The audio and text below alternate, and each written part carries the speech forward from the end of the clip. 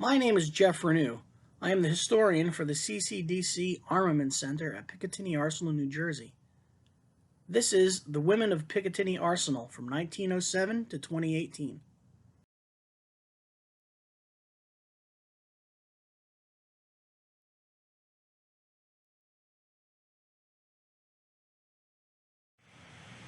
Picatinny Arsenal publications, housed in the Historical Archive, tell the story of Picatinny women going back to the foundation of the arsenal. This includes newspapers, photo albums, employee notebooks, and quarterly production reports. An example of one of the types of articles from the newspaper can be seen on the right-hand side here from The Voice. This is when Secretary of the Army John Marsh announced that August 26th would be Women's Equality Day. This was the 64th anniversary of women being granted the right to vote. Let's start at the beginning. This is Marion Spargo. She started work on the 1st of April 1907 at Picatinny Arsenal for a temporary position at the new arsenal. She was the only woman in the headquarters office during the pre-World War I era. During the 1930s, she was part of the editing staff of the Picatinny Arsenal Barrage newspaper.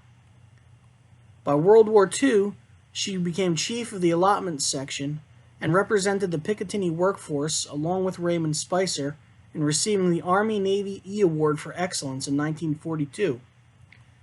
By 1947, she retired with 40 years of service at Picatinny Arsenal, spanning 2 world wars.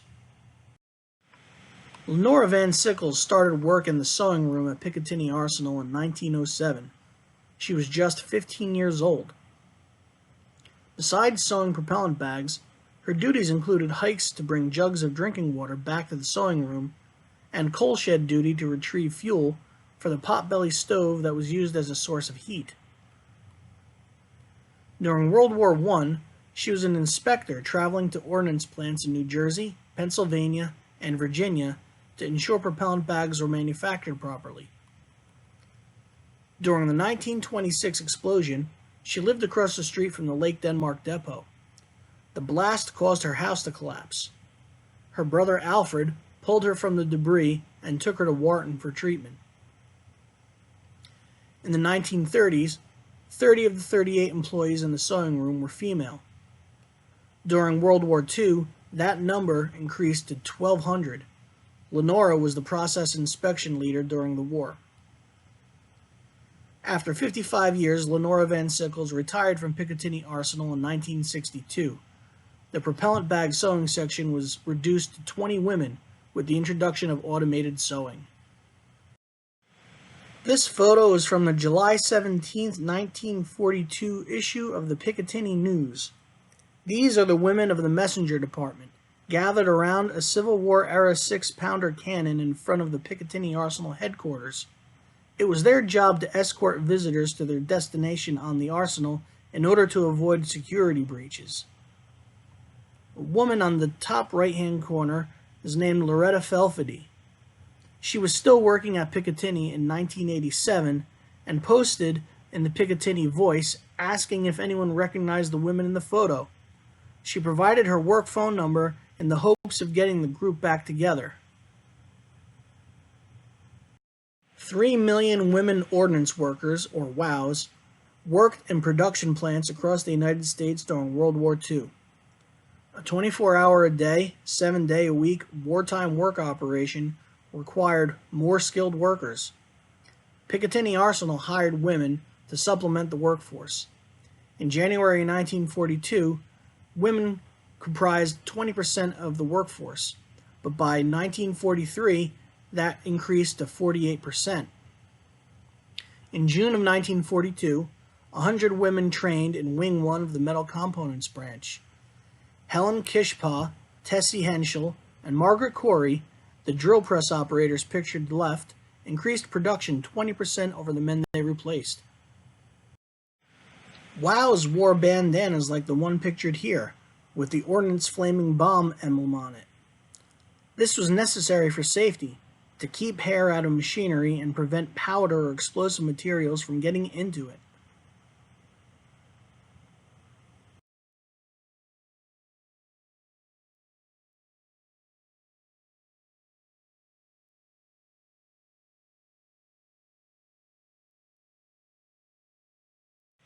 Women made up a significant percentage of the ordnance inspectors during the war. The Fuse Component Inspection Division was nearly 80% female. Notice the nail polish on the inspector using the profile gauge in the upper left photo.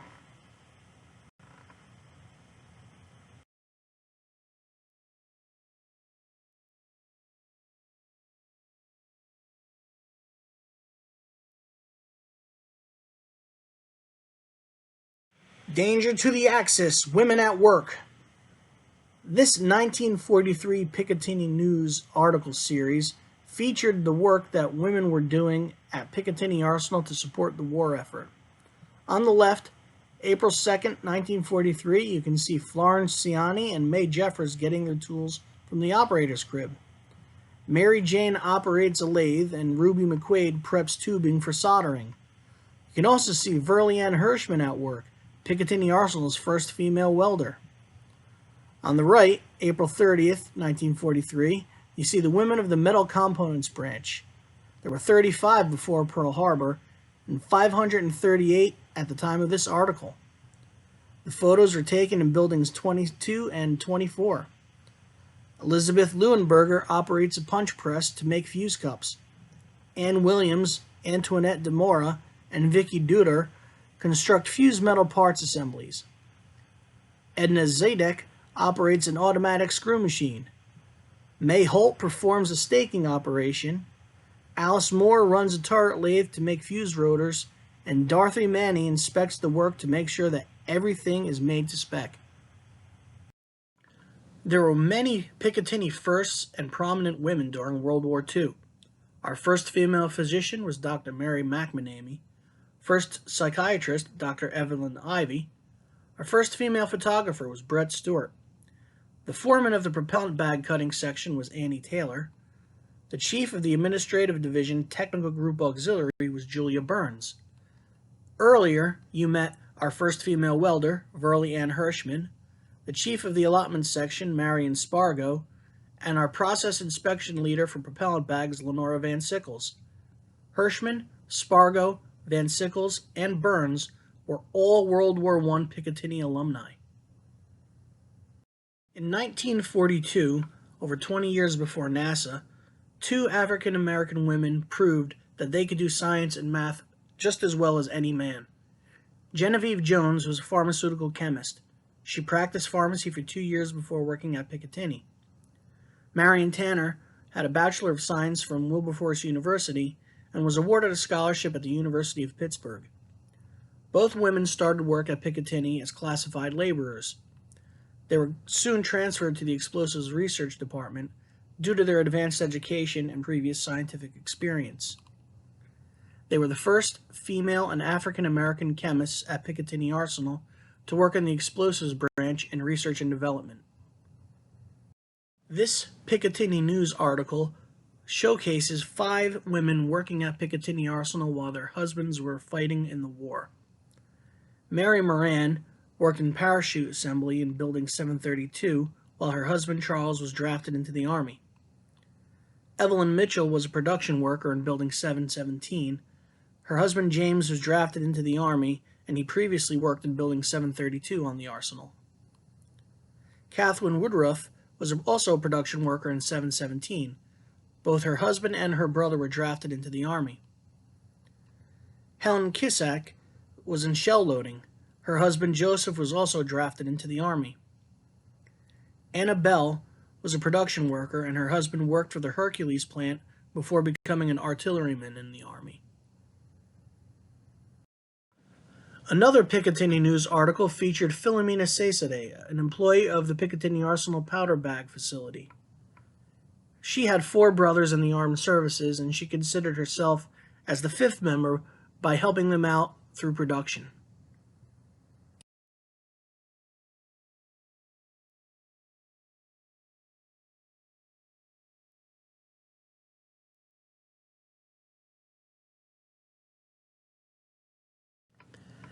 This is Anne Hollis. Her connection to Picatinny Arsenal goes back to the day of her birth, July 10th, 1926, the day of the Lake Denmark Depot explosion. Her family lived just outside of the Mount Hope Gate, and her father worked for the Mount Hope mines.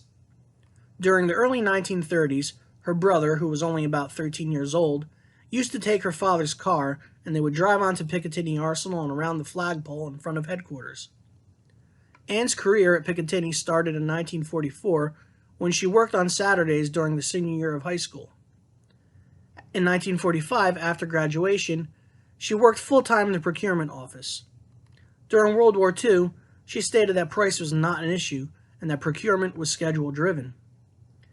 During the 1950s, she worked on procurement for the Army Ballistic Missile Agency, which was headed by Wernher von Braun prior to the establishment of NASA. The ABMA developed the Redstone and Jupiter rockets and the Pershing missile. Anne retired from Picatinny Arsenal after 33 years, starting as a clerk typist and ending as a procurement supervisor. These are excerpts from the notebook of Wilhelmine Wylick, a draftsperson at Picatinny Arsenal in 1943. This is what I like to call an eBay rescue. We found her notebook on eBay and were able to purchase it and add it to our archive. This notebook was for training in mechanical drawing and drafting and is dated to February to April 1943. This notebook contains training in dimensioning and tolerancing, basic mechanical drawing, drill and tap and counterbore, gauge design for go-no-go gauges, machining of various materials, tool making, and advanced drawing for ammunition. After World War II, we see some changing and diverse attitudes towards women in the workforce. In 1952, the Inquiring Photographer column in the Picatinny News asks the question, "How do you feel about working under the supervision of a woman?" Rosalie Caggiano says she definitely wouldn't like it, stating that women in authority assume a superior attitude and are difficult to get along with, and that women belong by the sink. Lucy Albensi Ruiz, who grew up on Mount Hope Ave in Rockaway and was the sister of Captain Joe Albensi of the Rockaway Township Police, says that she finds it pleasant, and she doesn't think that women bosses can be fooled as easily as men supervisors. Armand Forte says that working for a woman is pretty much the same as working for a man. The only thing that's important is whether she knows her job. Helen Vanderbilt was the first woman at Picatinny Arsenal to transition from clerical work to engineering. She started in 1916 as a clerk, and by World War II she was head of both the personnel and the mail records sections on the Arsenal. Her interaction with the engineers during the war encouraged her to pursue a degree in engineering. And after World War II ended, she did just that and earned an engineering degree at Rutgers Extension Division. During the Korean War, she was the only female engineer in the industrial division at Picatinny. She developed an illumination artillery shell and provided engineering support for propellants, pyrotechnics, rockets, artillery, and bomb fuses. In the days before computer-aided design and 3D graphics, technical drawings were done by hand by illustrators, and that's exactly what Alice Sheridan did. She started work at Picatinny Arsenal in 1950 as an illustrator and painted murals on building walls. She made illustrations of weapon systems and components. In 1955, she left Picatinny to start a family and returned again in the 1970s. She started as an illustrator again, then became a draftsman for the weapons division, and was promoted to GS-12 engineering technician. She retired in 2002 with a total of 27 years of government service at Picatinny Arsenal. The late 1950s through the 1970s were times of great change for Picatinny Arsenal. In 1959 through 1962, Picatinny became known as the Army Ordnance Special Weapons Command, or OSWAC. From 1962 through 1977, Picatinny was part of the Army Munitions Command, or MUCOM. Nancy Bauman was a chemical engineer with a degree from Bucknell University who worked at Picatinny Arsenal during this time. She was employed in the Feltman Research Labs at Picatinny in artillery ammunition and rocket development, as well as explosives and propellants. She was instrumental in the design and development of ignition systems for the 37mm propelling charge and the 106mm battalion anti-tank rifle. Nancy Bauman was also a member of the team that won the Picatinny Women's Bowling League Championship in 1960. She's pictured here on the right side of this photo from the Picatinny News.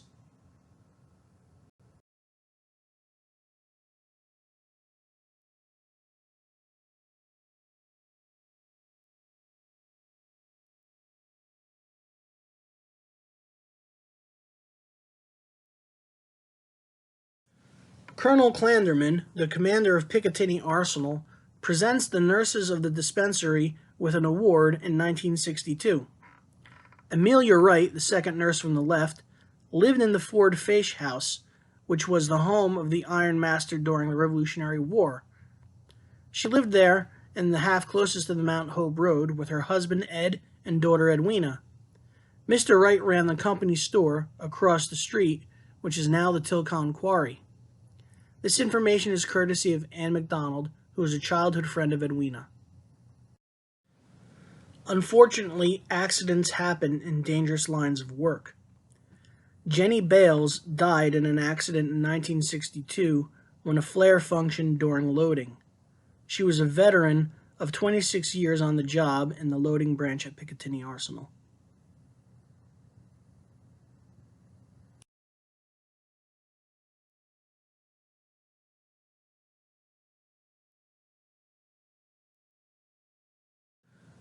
Joyce Haley was a physicist at Picatinny Arsenal in 1963. She was a graduate of Hampton Institute, Virginia, and one of 4 students selected to study radioactive isotopes at the Oak Ridge Institute of Nuclear Studies. She worked in the Warheads and Special Projects Laboratory, the Nuclear Division at Picatinny. This photo is from an article from the Picatinny News about Joyce Haley being Miss United Negro College Fund. Equality for women was a major social topic of the 1970s, and Picatinny Arsenal was no stranger to it. Mrs. Sally Clements, the Assistant Secretary for Material Acquisition, visited Picatinny Arsenal to present Women in Top Management. She had recommendations for the women in the workforce who were aspiring for management positions. First was to examine your preferences, decide what you would like to do, and establish your goal. Second was to assess your qualifications, get education and professional training needed. Third, have perseverance and willingness to sacrifice a social and family life. And fourth, work, achieve, and don't let anyone push you around. She also spoke of barriers to advancement that were in place and the ways that you can make these barriers fall. The first barrier she spoke of was cultural conditioning. She stated, "Girls have not been encouraged for science. As children, girls are taught to be content with their toys, while boys are encouraged to take them apart and reconstruct them. Little girls are praised for looking pretty, and little boys are encouraged to think about their future."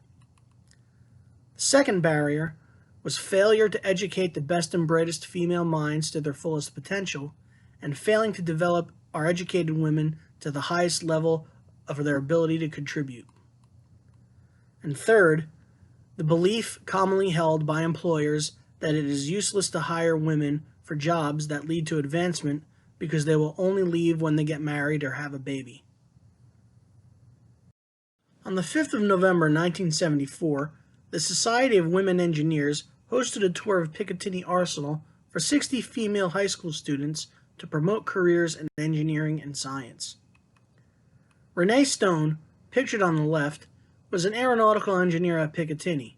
She had a Bachelor of Engineering from NYU and a Master of Business Administration from Fairleigh Dickinson.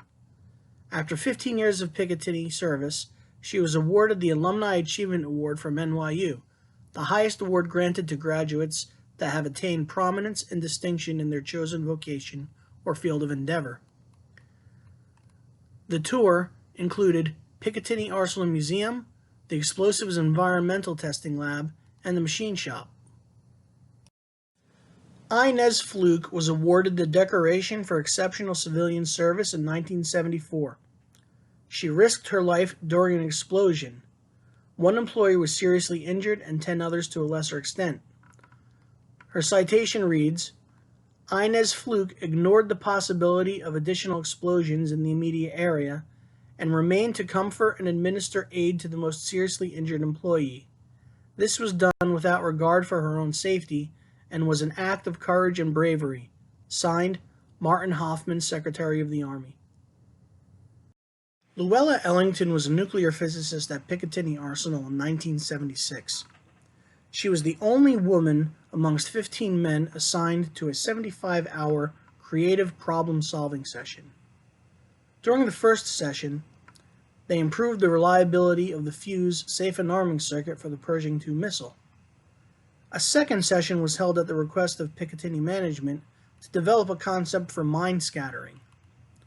Her contribution was so significant that management ensured that more women were invited to all subsequent sessions. Maxine Bohax, an electronics engineer in the Picatinny Arsenal Fuse Division, demonstrates the Superceptor computer in 1977. The Superceptor simulates digital circuits using free format or Fortran subroutines. In Picatinny Firsts, the Superceptor is used to solve interdisciplinary problems applied to trajectory, detonators, electromechanical systems, and nonlinear accelerometers. The high-rate manufacturing mission at Picatinny Arsenal ended in 1977, but the research and development mission continued.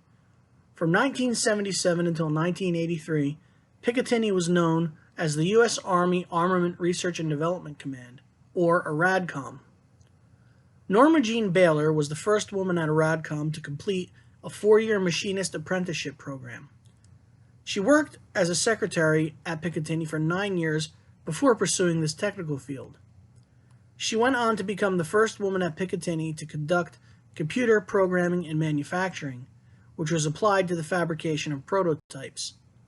The process was refined at Picatinny and implemented at manufacturing facilities for high-rate production later. During another Army reorganization, ARADCOM became known as the Armament Research and Development Center, or ARDEC, in 1983. Natalie Chiu was a mechanical engineer with ARDEC. She worked as a design engineer for the Large Caliber Weapon System Laboratory at Picatinny. She was selected for a program called the Design Engineers Field Experience with Soldiers, or DFUSE. This program allowed her to go into the field with the artillery units at Fort Polk during training exercises. During the exercises, she operated an M110A2 howitzer that she provided engineering support for at Picatinny. She gained a greater understanding of the use of the weapon system, and the experience led to product design improvements to correct issues and difficulties she personally encountered during the exercise. Captain Mary Graham was the chief of the Large Caliber Weapons section of the ARDEC Explosive Ordnance Disposal Unit. She was the first woman in the United States Army to earn a Master EOD badge. She served in Germany, Edgewood, Maryland, and at Picatinny Arsenal. She answered many calls in New Jersey to disarm suspected dangerous explosive devices. One call, in a domestic dispute, the husband threatened to blow up his house. It turned out to be a legitimate threat. She is quoted, "We are an R&D organization that develops, writes, and publishes render-safe and disposal procedures for all Army and foreign ordnance that has a counterpart in the Army. If the Army develops new ordnance, we develop new render-safe procedures, and we develop the tools and equipment needed to render them safe." Rita Negoladis was a physicist at Picatinny Arsenal. She developed and constructed the Army's first scanning tunneling microscope, which was used to inspect surface features of integrated circuits at a magnification of 100 million times. In comparison, a visible light microscope only magnifies up to 1,000 times. She collaborated with the physics department of Notre Dame University to design and build her STM. After establishing the first Army STM at Picatinny, she instructed other Army labs in constructing additional STMs at their own facilities. She was the president of the Picatinny Arsenal chapter of the Sigma Xi Scientific Research Society. During the Gulf War, the Picatinny Arsenal chapter of the federally employed women collected items to send to soldiers in Saudi Arabia. This included things like chapstick and cookies, and generally things that we take for granted every day here. The president of the federally employed women Picatinny chapter, Irene Sweely, said, "Many of these servicemen and women have no family, and receiving some of these articles will show our support and concern for those overseas." During Desert Storm, the materials engineers like Stacy Kerwin and Linda Moreland conducted tests and analyzed data to ensure that our systems work properly in the harsh environmental conditions encountered in Southwest Asia.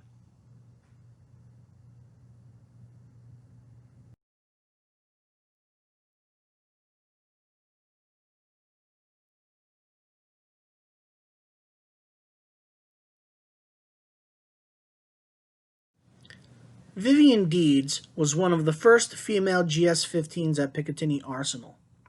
She started in 1954 as a GS-2 clerk typist. She was promoted to GS-9 program assistant in 1966 when Picatinny was known as MUCOM. She earned a diploma from the Logistics Management Center and was the first woman from Picatinny Arsenal to complete the Program Management Development course in 1978. That same year, she was promoted to a Program Analyst GS-11 in PM Cause. She was promoted again to GS-12 in 1981 in the Program Support Division of PM TMAS. She was promoted in 1984 and again in 1988 to GS-14 to be the Chief of the Program Management Office in PM TMAS. She was finally promoted to GS-15 in 1992 as the business manager of PM AFAS. Vivian Deeds was instrumental in managing ammunition for the M1 Abrams main battle tank during the Gulf War. This proved to be a decisive factor in ensuring U.S. forces dominated the battlefield. Pam Ferlazzo is a supervisor general engineer at Picatinny Arsenal. She has executed 18 different assignments since 1986. In 1987, she was a safety engineer. 1988, she worked in the Ammunition Maintenance Division, working on malfunction investigations. 1991, she was in the Mortar Systems Engineering Office. 1994, she was an Executive Fellow.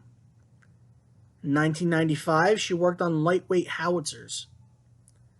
1998, she became a project manager in the PM Mortars Office. 2001, she worked Spider Mines. 2004, in mine neutralization. 2006, in mines and countermines. 2008, in munitions sensors and submunitions. 2009, she was the Associate for Production and Sustainment. In 2010, she was an idea catalyst and design advocate. And since 2011, she has been a supervisory general engineer. Some observations. Pam states that the working level of science and technology has a balanced equal footing for women, but percentage-wise, management is still dominated by men. Advice: take advantage of opportunities that present themselves, such as experiential and rotational assignments. Gaining a broader view of the organization improves your chance of achieving a management position. Dr. Deon Serbin was a graduate of the New Jersey Institute of Technology's College of Engineering. Her career at Picatinny Arsenal began in 1989 as a GS-7 with the USARMY Armament Munitions Chemical Command, Armament Research Development and Engineering Center, as an artillery engineer on 155mm programs. In 1991, Dr. Serbin received the Operation Desert Storm Award for supporting American troops in the First Gulf War. In 1995, she earned a Master in Business Administration from Seton Hall University and was the first African American president of the federally employed women Picatinny Arsenal chapter. In 1998, she left the U.S. government for a career in telecommunications, but in 2003, Dr. Serbin returned to the U.S. Army ARDEC as an engineer in the Quality Engineering and Systems Assurance Directorate, supporting 60mm and 81mm mortar systems. In 2004, Dr. Serbin was promoted to a GS-13 Program Management Engineer for the U.S. Army Program Executive Office Ammunition, Project Manager, Maneuver Ammunition Systems. In 2006, Dr. Serbin was promoted to an NH-4 as a Project Management Officer in PEO Ammo. In 2007, Dr. Serbin left the Army side of Picatinny but joined the Navy side in the U.S. Naval Sea Systems Command, Dahlgren Detachment, as the Deputy Program Manager of PM Navy Conventional Ammunition Systems. As of 2018, Dr. Serbin was supporting medium-caliber ammunition for the Naval Surface Warfare Center Indian Head Explosive Ordnance Technology Division. Barbara Maychek was the director of the U.S. Army Armament Research, Development, and Engineering Center from May to September of 2014. Prior to that position, she was the executive director of the Enterprise and Systems Integration Center from June of 2010 to May 2014. She provided oversight of ARDEC research and development projects, managed strategic ARDEC processes, and managed the Systems Engineering Office. She was the Associated Technical Director for Systems Concept and Technology from October 2003 to June 2010. She was the chair of the ARDEC Science Board. She established and managed Science and Technology Advanced Technology Objective Projects, established and managed Science and Technology Advanced Technology Demonstration Processes, and managed all of the ARDEC research development funding.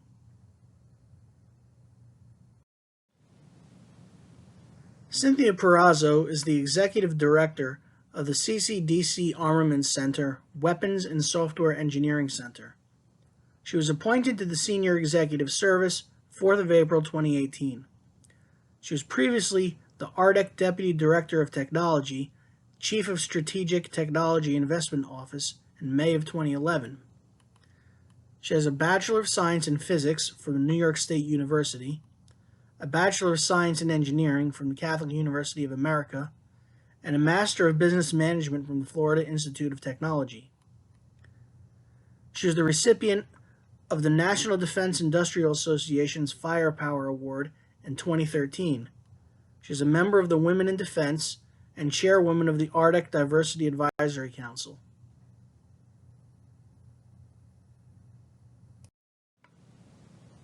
Last but certainly not least, we have Anne McDonald, who we lost in December of 2018. Anne was a Picatinny military wife. She was the daughter of William Struble, the second man on the Rockaway Township Police Department, when the department consisted of only 3 people responsible for the entire town. Anne organized Christmas parties for the Picatinny children. She was a dedicated member of the Picatinny Military and Civilians Club, and an active member of the Picatinny Arsenal Historical Society. She supported community activities and helped plan fundraisers. Anne provided a good amount of the background information about the Picatinny employees living in Mount Hope based on her own interactions to supplement the newspaper articles from our archive. We miss you, Anne, and we will never forget you.